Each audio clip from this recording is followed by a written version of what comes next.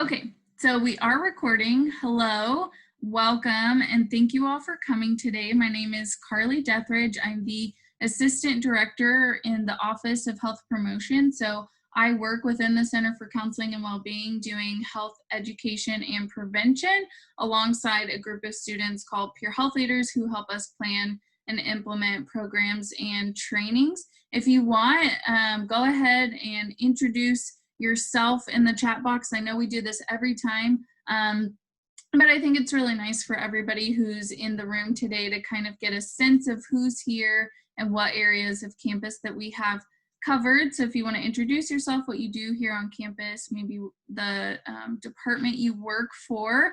And then we talked about it already, but just again, there's the sign-in sheet, the Qualtrics form in the chat box. And if that link isn't working for you, then feel free to go ahead and email me your name and that you've attended today and needing to get the sign-in credit for it. Health Promotion at UCO, Health Promo. Julia, do you want to introduce yourself? Sure. Good morning, and I'm so sorry that we had a little snafu here this morning. I'm Julia Reed, and I am the director of the Center for Counseling and Wellbeing, and I look forward to visiting with you all today a little bit about non-suicidal or non-clinical suicidal interventions that you all can do with us on campus. Okay, so we'll first start with something that we have called Cognito. It's an online evidence-based conversation simulation. Tomorrow, by the end of the day, this simulation should be put into the Learning Center. And so it's something that you could potentially even assign to your team or to people in your group as well. I'm going to share my screen and we'll watch a quick introduction video about more information about what Cognito is. How it kind of got started on our campus was the Regents for Higher Education and the Oklahoma Department of Mental Health and Substance Abuse Services got together and paid for universities to have free access to this module for the next, I think it ends at the end of this academic year. So really exciting that we've had the opportunity to engage with this curriculum, and it's something that you can do as staff and faculty. There's a general staff and faculty, how you can help a student module. There's how you can help a student who is veteran or military associated. But then if you're interacting with students as well, there are modules specifically for them for how they can interact and help their peers, their friends, and other students in their classes. And again, that one has just kind of a general peer-to-peer, and then it's also got peer-to-peer, but somebody who is military associated or a veteran as well. While I'm pulling this up, has anyone participated with Cognito or completed the Cognito simulation?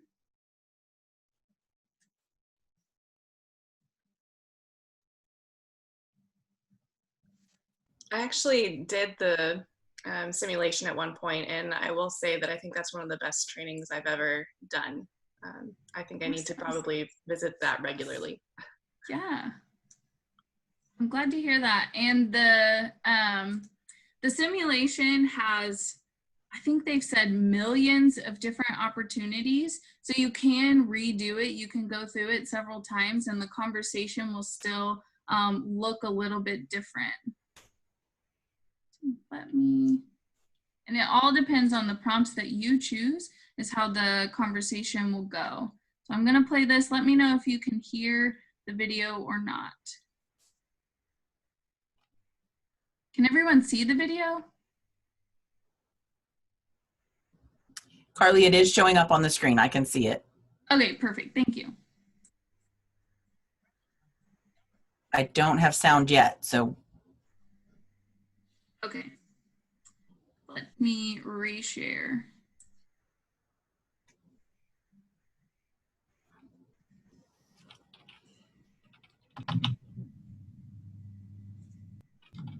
Okay, sound should be working now.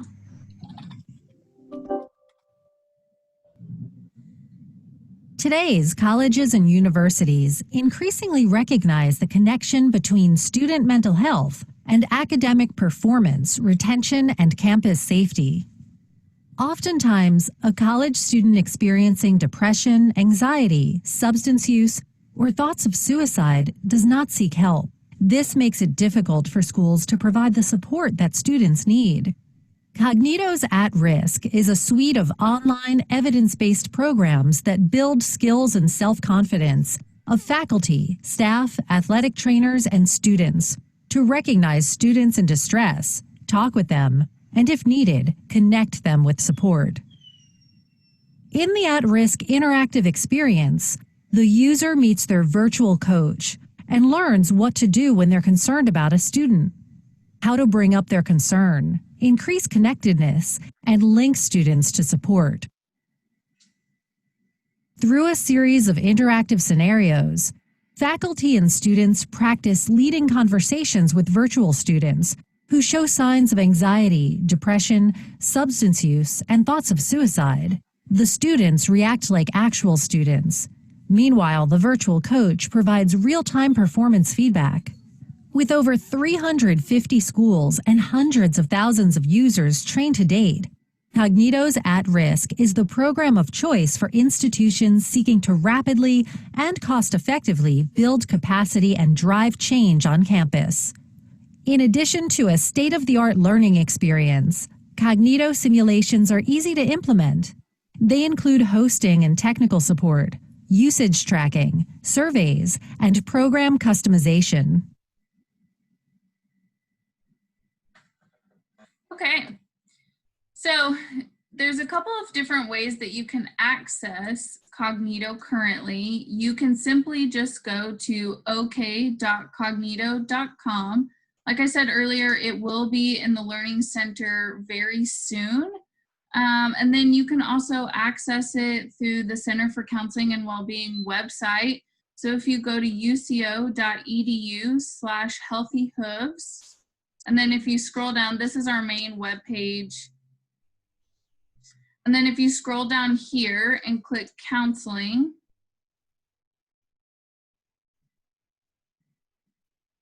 and then again, you'll scroll. There's also information how students can access virtual counseling services.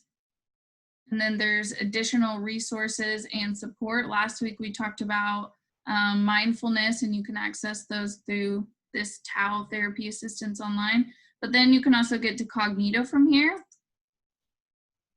And it will pull this up. And the first thing that it'll do is also show you that introductory video that we just watched, and then it'll take you to the website.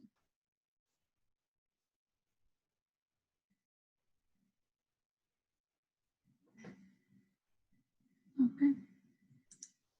So this is one of the tools that you can use to help practice having the conversation. Sometimes that is one of the challenging parts, is just initiating or having that conversation. We know that right now students are especially struggling with the pandemic, with uncertainty, and with how different college looks right now. There's another resource for you all and for your students. We do a training called You Can Help a Friend for students, or You Can Help a Student for staff and faculty. And you can request that if you email healthpromotion@uco.edu.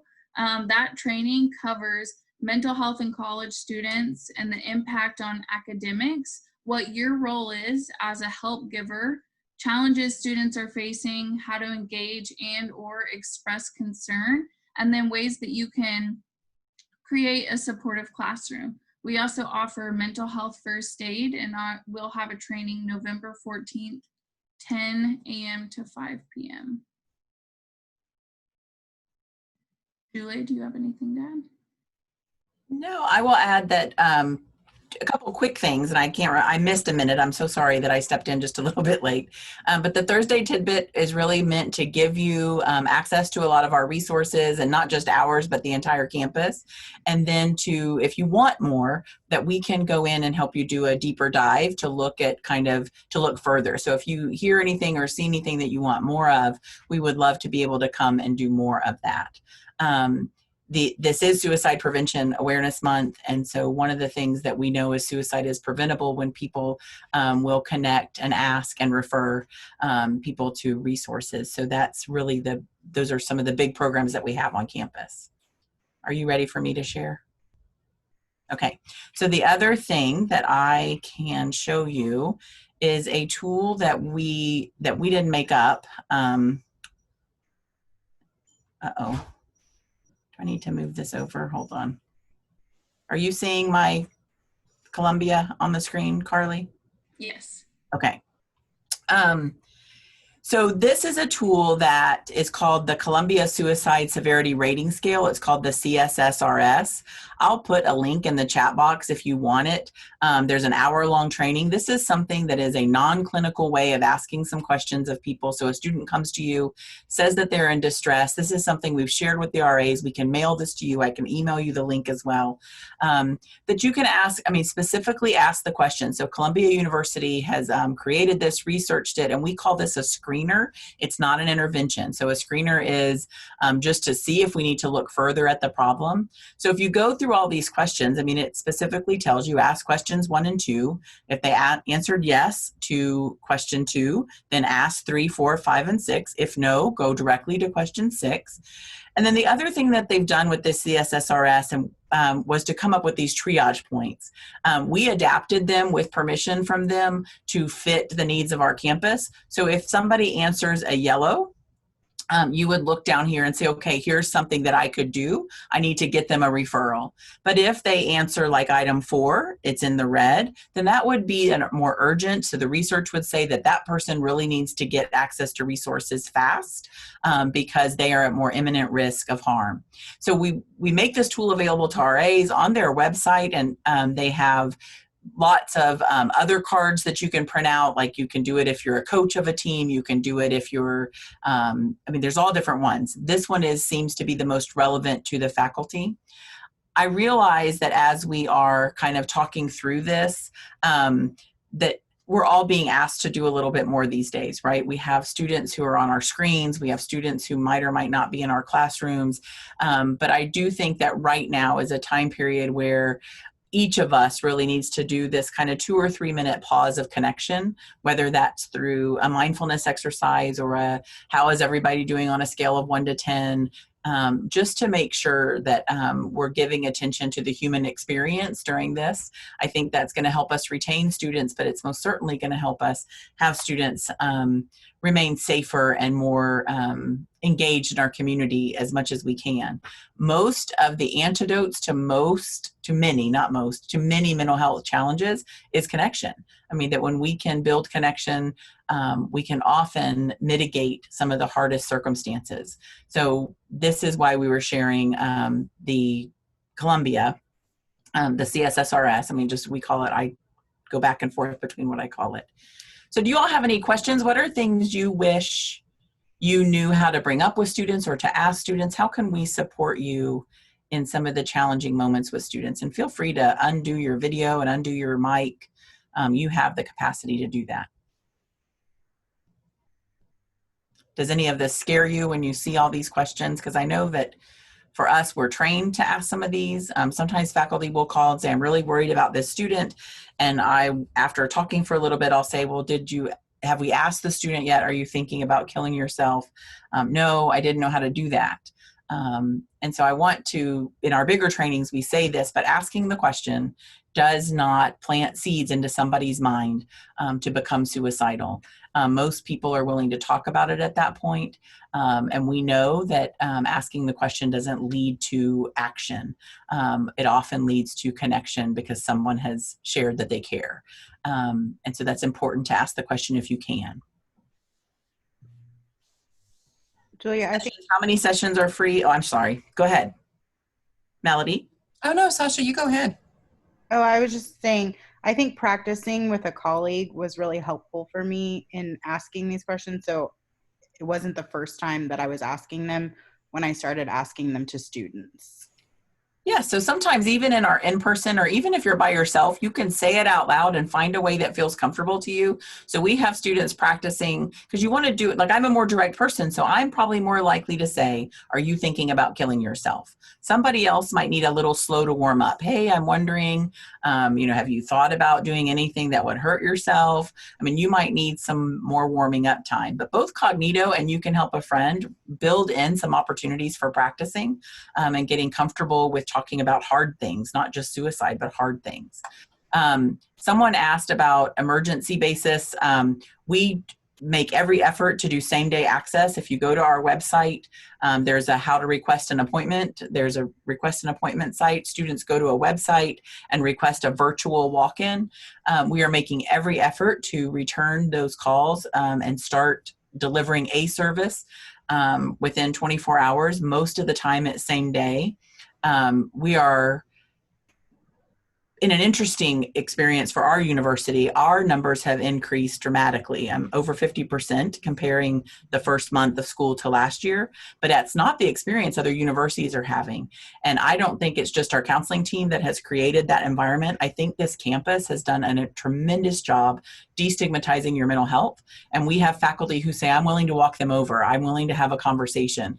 And it's really all of us that are having those conversations that is it's a good problem to have. But if you have someone and you say, well, they put something in yesterday and I think they really need somebody to call them, just reach out to us. We're answering the phones. There are people that are here. And then if you're not familiar, I just wanted to point out that we do have a step care model. Just because you think you need therapy doesn't mean that it's necessarily indicated. So if you think about the last time you went to the doctor because your knee may be hurt, they didn't start with amputation. They usually started with, do we need to do some kind of decrease the swelling? Do you need to do physical therapy? Do you need to rest? I remember when one time I went, I thought it was my hip. It turned out it was my knee, right? I'm glad that they didn't give me hip surgery.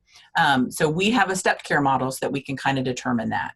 And Melody, I know you have a question. So you ask your question. Well, so with my face-to-face classes, like I really try to pay attention to my students' faces and just I feel like I can check in with them just kind of by their expression. And so one of the challenges that I feel like I've had this semester is that I can't see their face. And I'm just wondering, I know that that's just the world we live in right now, but has anyone else mentioned that in the conversations that you've had with people?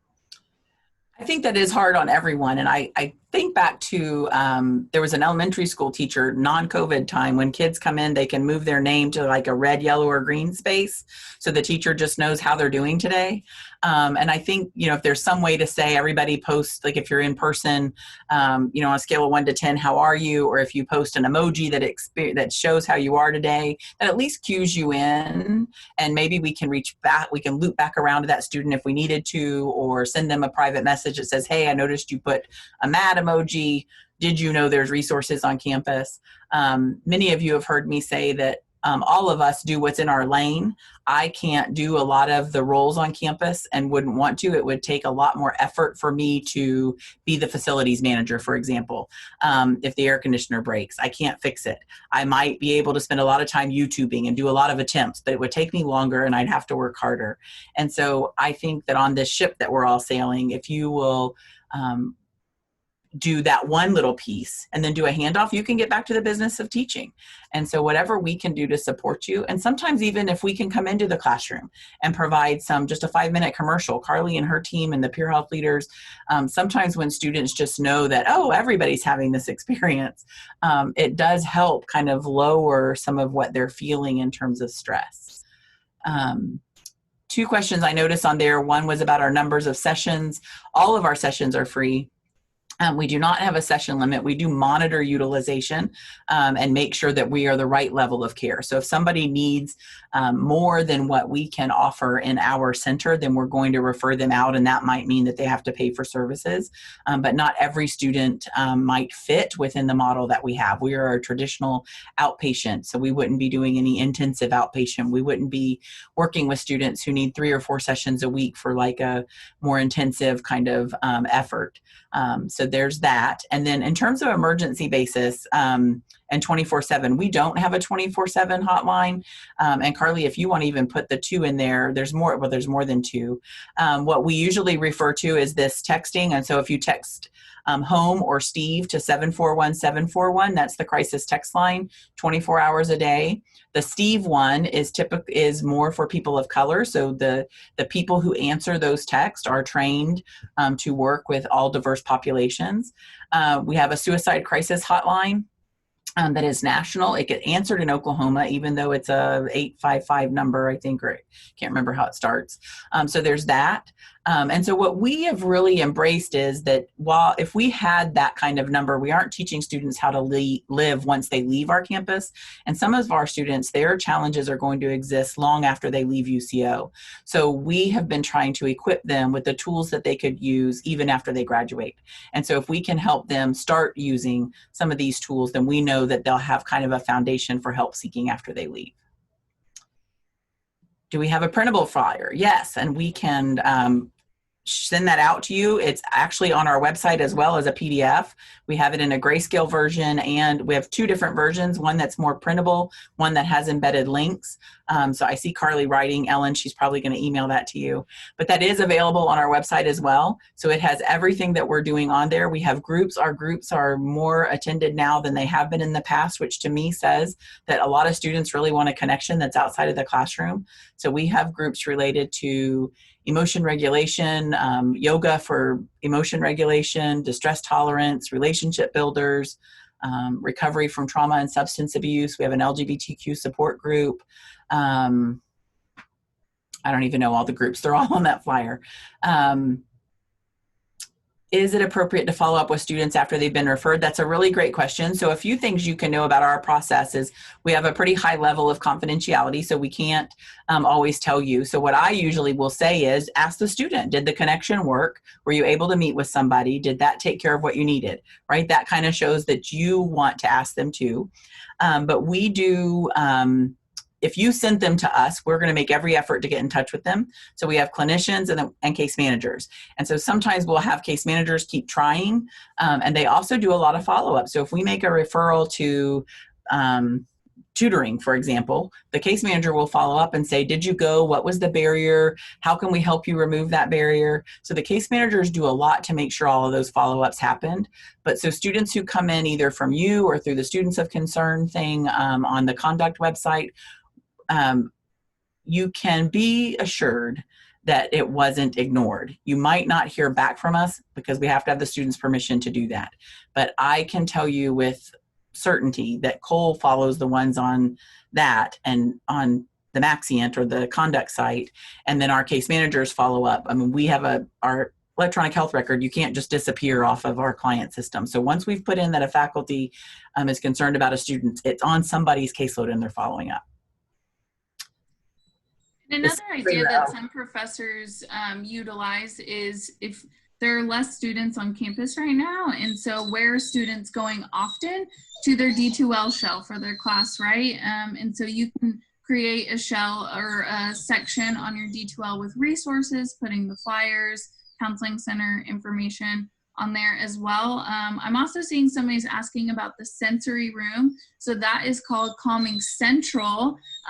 Typically, we would have it open all the time for students to be able to access. There's massage chairs in there. There's mindfulness prompts. There's biofeedback stations. Sometimes students just go in there and nap. There's tea. Right now we haven't fully opened it yet because we're trying to be mindful of coronavirus and cleanliness. And so we're working on a system. It looks like, Julia, do you have more? I think we are so close. We will be launching, I'm trying to see if Allison's listening. We have got Microsoft bookings almost ready to launch, so that for that particular effort, students are going to have to make appointments because we have student workers who are going to have to clean after every utilization. So Calming Central should be open within the next week with one person in the chair every 20 minutes. We have 2 chairs. If they want to use biofeedback, we have 2 of those stations. So people could go in and use the biofeedback as well. And so that's really, That is around learning how to breathe and settle your heart rate down. It's called heart rate variability, and students can use that process as well. Someone wrote in that you can dial 211, and yes, that is a number you can use for calling. It is the same people, but I will tell you the challenge with telling students to call 211, that's a resource and referral number. So if you give someone 211 to call when they're in crisis and the person at the switchboard looks down, they answer the suicide crisis hotline ones first, because 211 is typically for, I need to find food pantry, childcare, caregiving for my grandparent. It's a resource and referral number. So 211 is easier to remember. The good news is in the next probably year and a half, we are launching a nationwide emergency number, and I can't remember, is it 811 that they've decided? They've come up with a number, but that has passed legislation in Congress and will launch to the states as soon as they get kind of the infrastructure in place. But pretty soon we'll have a 3-digit number for this. But for now, it's much better to use the suicide crisis hotline than 211, just because they might get delayed. Any other questions? We are so thankful to all of you. I mean, it is working on this campus. We have so many people who care, and that creates so many great challenges because of that compassion. So in all of this, I want to also say, please take care of you. Our resources, while the service delivery side is only available to students, please remember that we have an EAP, that the therapy assisted online pieces are available to you. We all have to kind of be full of our cups, right? Our vessels need to be full so that we can continue serving students. So thank you for coming, and please reach out to us if there's anything that we can do. A couple last minute things. If you'd like more information, if you'd like to bring a training to your department, to your team, if you'll email healthpromotion@uco.edu. Again, the link to sign in is in the chat box, and thanks for being here. We hope you have a great rest of your day.